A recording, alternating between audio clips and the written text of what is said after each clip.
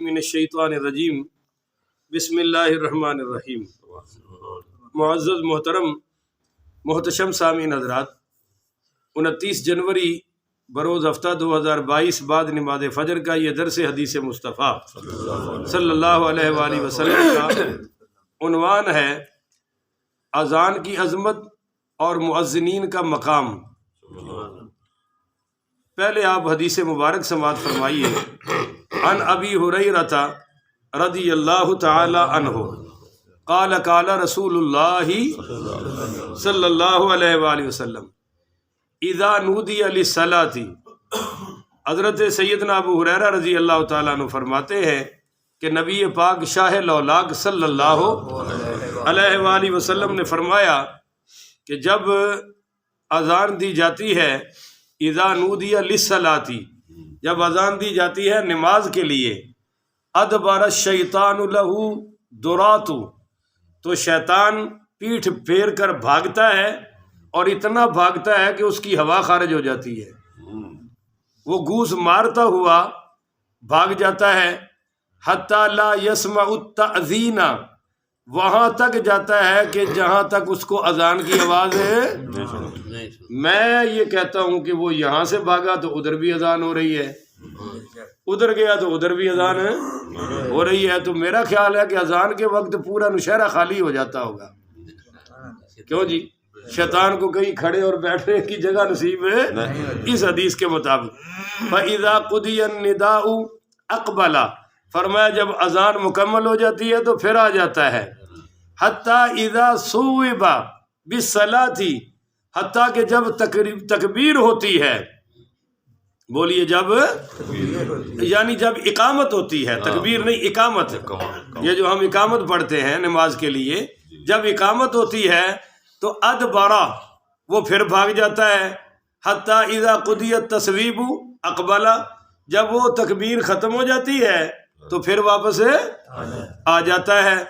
تو حتیٰ یخطر بین المرء ونفسہ، آ کر نا بندے اور نماز کے درمیان حائل ہو جاتا ہے۔ کرتا کیا ہے نمازی کے ساتھ؟ پہلا وار کرتا ہے، یقول اذکر کذا اذکر کذا، اس کو نماز پڑھتے ہوئے کہتا ہے وہ بات تجھے یاد ہے، وہ بات تجھے یاد ہے جو کبھی اس نے زندگی میں یاد ہے، یار بولو تو صحیح نا، کبھی زندگی میں یاد نہیں آئی ہوتی پر نماز پڑھتے ہوئے یاد ہے، آ جاتی ہے۔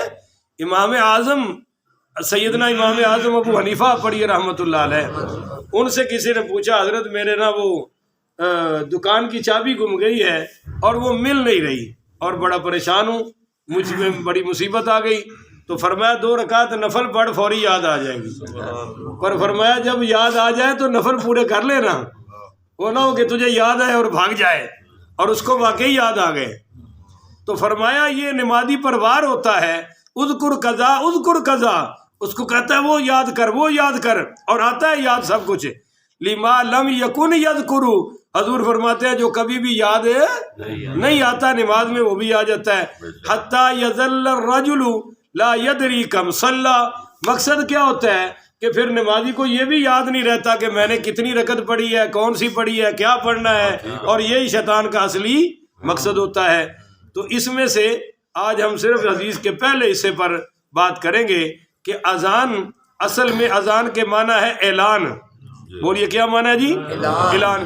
اور اصطلاح شریعت میں وہ چند مخصوص کلمات ہیں جن کے ذریعے فرض نمازوں کی اطلاع کی جاتی ہے، اس کو اذان کہتے ہیں۔ قرآن پاک میں اللہ حامیم سجدہ میں فرما رہا ہے، وَمَنْ أَحْسَنُ قَوْلًا مِّمَّنْ دَعَا إِلَى اللَّهِ، کہو سبحان اللہ۔ اس شخص سے بہتر خوبصورت حسین بات کس کی ہو سکتی ہے؟ ممن دعا الی اللہ، قولا ممن دعا الی اللہ، جو تمہیں اللہ کی طرف بلاتا ہے، اس سے سونی بات کسی کی ہو سکتی نہیں۔ وعمل صالحا، اور وہ عمل صالح کی طرف بلاتا ہے۔ وقال اننی من المسلمین، اور وہ کہتا ہے کہ بھائی میں بھی مسلمانوں میں سے ایک مسلمان ہوں۔ چنانچہ یہ جو ہے نا قولا ممن دعا الی اللہ، اس سے مراد اذان بھی ہے۔ درس قرآن بھی ہے، درس حدیث بھی ہے، اور بولیے اذان بھی اس میں شامل ہے، کیونکہ ہم کیا دعا پڑھتے ہیں؟ اللہم رب هذه الدعوة التامة، یہ دعوت التامہ، یہ دعوت ہے، والصلاة القائمة آت محمدا الوسیلة والفضیلة وابعثه مقاما محمودا الذي وعدته وارزقنا شفاعته یوم القیامہ انک لا تخلف المیعاد۔ تو یہ میں نے آپ کو دعا بھی سنا دی۔ تو من دعا الی اللہ سے مراد ہے نماز کی دعوت دینا۔ اب میں آپ کو بتاؤں کہ اذان شروع کیسے ہوئی، ذرا کہہ دو سبحان اللہ، تاکہ یہ ہمارے احباب کو پتہ چل جائے۔ حضرت شاہ ولی اللہ محدث دہلوی، سارے پڑھو رحمۃ اللہ علیہ، یہ فرماتے ہیں کہ مکہ مکرمہ میں تو جماعت کا اہتمام اور تاکید نہیں تھی، کہ علی العموم جماعت پر قدرت بھی نہیں تھی، تو علی العموم اذان کی ضرورت وہاں پیش ہے۔ پر جب نبی کریم پڑھیے صلی اللہ علیہ وآلہ وسلم ہجرت فرما کر مدینہ طیبہ میں آئے تو وہاں مسلمانوں کے لیے فضا کھلی تھی، اور دن بدن تعداد بڑھنے لگی، اور نماز کی جماعت کی تاکید بھی آ گئی۔ تو پھر ضرورت پڑی کہ اب جماعت کے لیے بلایا کیسے جائے، بولیے جماعت کے لیے بلایا کیسے جائے۔ تو توجہ کرنا، صحابہ کرام نے مختلف مشورے دیے، کسی نے کہا آگ جلا دو، کسی نے کہا ناقوس بجاؤ، وہ جو آواز نکالتے ہیں اس میں سے وہ بجاؤ، اور کسی نے کہا جی گھنٹہ بجاؤ، کسی نے کہا جی کوئی جھنڈا گاڑ دیا جائے تاکہ اس وقت جھنڈا کھڑا کیا جائے تاکہ پتہ چلے کہ اذان کا وقت آ گیا۔ ان سب چیزوں میں تشبہ بالغیر لازم تھا، غیروں کے طریقے تھے یہ سارے۔ سیدنا عمر پاک فاروق اعظم رضی اللہ تعالی عنہ نے تو یہ مشورہ دیا کہ جماعت کے وقت ایک آدمی مقرر کیا جائے جو گلیوں میں پھر کر اعلان کرے، اور ابتداءً اس پر عمل ہوا۔ حضرت نبی کریم علیہ السلام نے حضرت بلال کو حکم دیا کہ نماز کے وقت گھوم کر الصلاۃ جامعہ، الصلاۃ جامعہ۔ اب یہ بڑا مشکل وقت کام تھا کہ گلیوں میں گھوم کر ہر دروازے پر اعلان کرنا کہ بھائی نماز کا وقت ہو گیا ہے۔ بس یہ چند دن اس پر عمل رہا، مگر یہ تھا مشکل۔ تو ایک دن ایک انصاری صحابی حضرت عبداللہ بن زید بڑی رضی اللہ تعالی عنہ، یہ حضور پاک کے پاس آئے، اور اس کے تھوڑی دیر بعد حضرت عمر بھی آئے، اور دونوں صحابہ کو اللہ نے یہ خواب دکھایا۔ حضرت عبداللہ بن زید کہنے لگے یا رسول اللہ، میں نے خواب دیکھا ہے کہ میرے خواب میں، اور پورا خواب بیان کیا کہ میں نے خواب میں ایک شخص دیکھا، وہ اپنے ہاتھ میں ناقوس لیے جا رہا تھا، وہ جس کو بجاتے ہیں اور اس سے آواز نکلتی لمبا سا، وہ میرے خواب میں آیا۔ تو میں نے اس سے کہا کہ یار یہ ناقوس مجھے فروخت کر دو، تو وہ مجھے خواب میں کہنے لگا تم کیا کرو گے؟ میں نے کہا میں اس سے نا اذان کے نماز کے لیے لوگوں کو بلاؤں گا، لوگوں کو۔ تو اس نے کہا نہیں، یہ نہ لو، یہ میں تمہیں چند کلمات سناتا ہوں، یہ کلمات پڑھ دیا کرو، لوگ نماز کے لیے خود بخود آ جایا کریں گے۔ چنانچہ اس نے مجھے اذان اور تکبیر کے کلمات خواب میں سنائے۔ تو نبی کریم پڑھیے صلی اللہ علیہ وآلہ وسلم نے فرمایا سناؤ، تو انہوں نے اذان بھی سنا دی، تکبیر بھی سنا دی۔ تو بعد میں سیدنا فاروق اعظم رضی اللہ تعالیٰ عنہ آئے اور کہنے لگے یا رسول اللہ، میں نے بھی بالکل خواب میں یہی اذان سنی، الفاظ سنے ہیں یہی۔ تو آپ نے فرمایا انہا لرؤیا حق، کہ بھائی تمہارا خواب حق ہے، بولو تمہارا خواب حق ہے۔ علامہ سہیلی رحمۃ اللہ علیہ فرماتے ہیں، یہاں بڑا قیمتی نکتہ لکھا ہے، وہ کہتے ہیں کہ جب دو صحابہ نے یہ خواب سنائے نا، حضرت عبداللہ نے اور حضرت عمر نے، تو حضور پاک کو یاد آیا کہ جب میں معراج پر جا رہا تھا تو فرشتے نے یہ کلمات پڑھے تھے، پر اس وقت یہ نہیں پتا تھا کہ یہ اذان بن رہی ہے یا بعد میں اذان بن جائیں گے۔ آج اللہ تعالیٰ نے یہ اذان کے لیے الفاظ عطا فرمائے۔ تو پہلا کلمہ کیا ہے جی؟ اللہ اکبر۔ کہ کوئی اپنی نوکری کو بڑا نہ سمجھے، کوئی اپنے گھر گاڑی کاروبار اپنے باس کو بڑا نہ سمجھے، بڑا صرف اللہ ہے، بڑا صرف اللہ۔ یہ جو ترجمہ ہے نا اللہ سب سے بڑا ہے، یہ آپ لوگوں کو سمجھانے کے لیے مولویوں نے کیا ہے حالانکہ سب سے بڑا ترجمہ یہ پورا یعنی کوئی اور بھی بڑا ہے جو اللہ سب سے بڑا ہے؟ نہیں، اللہ ہی بڑا ہے۔ بولو صرف بڑا، بعد میں بڑائی اس کو ملی ہے جس کو رب نے عطا فرمائی ہے، اور مخلوق اور کائنات میں سب سے بڑی ہستی حضرت محمد پاک صلی اللہ، مگر وہ بھی رب کی عطا ہے۔ کیا عقیدہ ہے اہل سنت کا کہ وہ رب کی عطا ہے جناب، اللہ کا نبی ہے۔ اشہد اللہ الہ، کہ کوئی معبود نہیں، صرف اللہ ہے۔ لا معبود الا اللہ، لا محبوب الا اللہ، لا متصرف فی العالم الا اللہ، کہ سب کچھ ہمارا اللہ ہے۔ اور آگے کیا آگے؟ اشہد ان محمد رسول اللہ۔ دیکھیے نا جی، ہم سب مل کے بیٹھے ہیں، آپ کہیں بھائی شاہ صاحب مٹھائی کھا لو، میں کہوں گا جی مجھے تو شوگر ہے۔ آپ کہیں گے جی پھیکی چیز کھا لو، میں کہتا ہوں مجھے تو پسند ہے۔ ہم ساتھ رہتے ہیں، پسند پر ناپسند کا پتہ تو اللہ تو سامنے نہیں ہے، اور ہم اللہ سے بات بھی، اگرچہ وہ قدرت کے لحاظ سے تو شہرک سے بھی قریب ہے، مگر بہرحال ہماری بات ہے تو ہمیں کیسے پتہ چلے خدا کہاں راضی ہوتا ہے، کہاں ناراض ہوتا ہے، کہاں خدا کو پسند ہے، کون سا عمل ناپسند ہے؟ تو آگے اشہد ان محمد رسول اللہ، کہ پھر یہ سب کچھ بتانے والا میرا محمد ہے، کیونکہ اللہ نے سارے اختیارات اس معاملے میں حضور کو عطا فرمائے۔ انڈیا کا جو اندرا گاندھی ہے نا، اس نے قرآن کا مطالعہ کیا تو کہنے لگا وَرَفَعْنَا لَكَ ذِكْرَكَ، مجھے سمجھ نہیں آ رہا کہ اس کا معنی ہے کہ اللہ ہر وقت حضور کا ذکر بلند کر رہا ہے اور ہوتا ہی رہے گا۔ تو گاندھی جی کہتے تھے مجھے سمجھے، تو کہتا ہے پھر میں نے اذان سنی تو سمجھ آ گیا، اشہد ان محمد رسول اللہ، کہ اللہ حضور کا ذکر بلند کر رہا ہے۔ حی علی الصلاۃ، اب آ جاؤ نماز کی طرف، حی علی الفلاح، آ جاؤ کامیابی کی طرف۔ اب دیکھیے کوئی بڑا آدمی آئے نا، پہلے اس کا استقبال ایئرپورٹ پہ ہوتا ہے، حکومتی کرندے کرتے ہیں، پھر جب وہ اندر داخل ہوتا ہے تو خود وزیر اعظم استقبال کرتا ہے، تو نمازی کا پہلا استقبال اللہ کر رہا ہے۔ جی کون ہے؟ سبحان اللہ۔ فرمایا جو اپنے گھر میں وضو کرے، کہاں کرے؟ اتنے اسی گیزر کی ٹوٹی کو وقت پایا ہے، جدو ویکھو بلدا پہ آتا میں بند کر کے تھک گیا، پھر بھی وہ چلے آتا ہے، جیڑا آتا پہلے انہوں چڑھتا ہے پھر وضو کرتا ہے۔ بکو اللہ کا خوف کرو۔ فرمایا جب اذان ہو جائے گھر میں وضو کرے اور چل پڑے تو ایک فرشتہ اس گھر میں آ جاتا ہے، ہر قدم پر 10 نیکیاں لکھ رہا ہے، 10 گناہ معاف کر رہا ہے، 10 درجے بلند کر رہا ہے۔ اور حی علی الفلاح جب اندر آئیں گے تو پھر سونا نبی استقبال کرے گا، کہ اللہ نے فرمایا میرے نبی خوشخبری دے دیجئے ان کو جو اذان سن کر اندھیروں میں مسجدوں میں آ رہے ہیں، ان کو جنت کی نور کی خوشخبریاں عطا فرما دے۔ نمازی جب تک مسجد میں رہتا ہے وہ اللہ کا مہمان ہوتا ہے۔ تو نبی کریم پڑھیے صلی اللہ علیہ وآلہ وسلم کا فرمان ہے کہ قیامت والے دن اللہ مؤذنوں کی گردنیں بلند کرے گا۔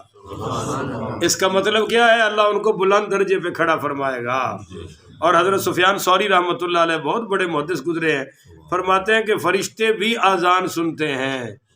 اذان جب یہاں سے پڑھی جائے تو اوپر تک آواز جاتی ہے اور وہ سارے سنتے ہیں۔ امام احمد ابن حنبل پڑھیے رحمۃ اللہ علیہ، انہوں نے دیکھا کہ ان کے سامنے ایک لوہار تھا، اور وہ یوں اگر ہتھوڑا اٹھایا نا جی مارنے کے لیے، اذان ہوگی تو وہ سٹ بھی نہیں سی ماردا، تھلے رکھ کے سیدھا مسیتے، فوت ہو گیا۔ امام احمد ابن حنبل رحمۃ اللہ علیہ نے خواب میں پوچھا بھی تیرے ساتھ کیا ہوا؟ انہوں نے کہا جی اللہ نے فرمایا میں تجھے احمد ابن حنبل کا جنت میں ساتھی بناؤں گا، کہ تو اذان کا احترام کر کے مسجد میں آتا تھا۔ اونچی ذرا سبحان اللہ ہو جائے نا۔ اب آپ کو ایک قیمتی بات بتاؤں، سیدنا عبداللہ ابن عمر پڑھی رضی اللہ تعالیٰ عنہ بازار میں گئے تو اذان ہوئی تو سارا بازار بند ہو گیا۔ بولو سارا بازار ہے؟ ساڈا تو جمعے والے دن بھی منوس کھلا ہوتا ہے، ایسی بیماری لگی ہے، لوگوں کو ہوس لگی ہے کھان کمان دی کہ جمعے کا بھی حیا نہیں کرتے۔ چلو خیر، تو حضرت عبداللہ ابن عمر کہنے لگے بازار بند دیکھ کر کہنے لگے آج سمجھ آیا کہ رجال اللہ تلہیہم تجارت ولا بیع عن ذکر اللہ، کہ اللہ کہہ رہا ہے کہ میرے بندے خاص وہ ہیں کہ جن کی تجارت خرید و فروخت، و اقام الصلاۃ نماز سے، و ایتاء الزکاۃ زکوٰۃ سے، اور نہیں روک سکتی وہ، یخافون ڈرتے ہیں، یومن تتقلب فیہ القلوب والابصار، اس دن سے جس دن دل پلٹ جائیں گے اور آنکھیں بھی پلٹ جائیں گی، اکھاں بندے دیاں باہر آ جان گیاں، اور وہ دن ہے قیامت کا دن۔ فرمایا میرے بندوں کو اس دن کے ڈر سے کوئی چیز روکے، اس میں وہ ایتاء زکوٰۃ بھی آ گیا کہ زکوٰۃ دیتے وقت شیطان بڑے پنگے کھڑے کر دیتا ہے، وہ بڑی ضروریات ہے، وہ یہ کر لو وہ کر لو، خرچے پورے نہیں ہو رہے، مہنگائی بڑی ہے، اللہ اکبر کبیرہ۔ تو یہ اللہ تعالیٰ نے نماز والوں کی فضیلت سورہ نور میں بیان فرمائی ہے۔